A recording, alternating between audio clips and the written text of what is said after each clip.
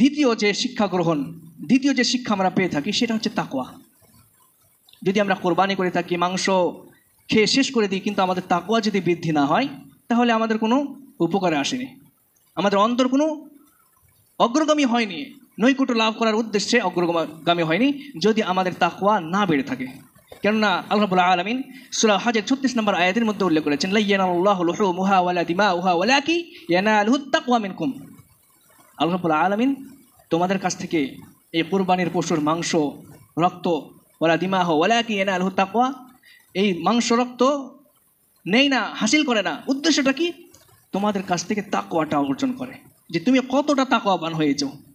তোমার গত বছর তোমার মনটা কোরবানির ব্যাপারে এমন ছিল, কিন্তু এই বছর তোমার অন্তরটা কি হয়েছে, কতটা আল্লাহ ভীরুতা এসছে, কতটা তাকওয়াবান হয়েছো, সেটাই হচ্ছে একমাত্র আল্লাহ রাব্বুল আলামিনের উদ্দেশ্য, অন্য কোনো উদ্দেশ্য নয়।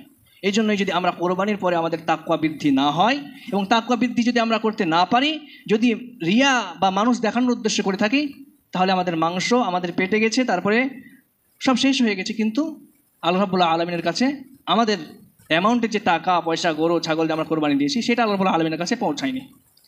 এবং আল্লাহ রাব্বুল আলামিন বলছেন যে আমি চাই তাকওয়া, ওয়ালাকি ইয়ানালুহুত তাকওয়া মিনকুম, কিন্তু আমার কাছে যেটা আসে সেটা তোমাদের হচ্ছে অন্তরের তাকওয়া।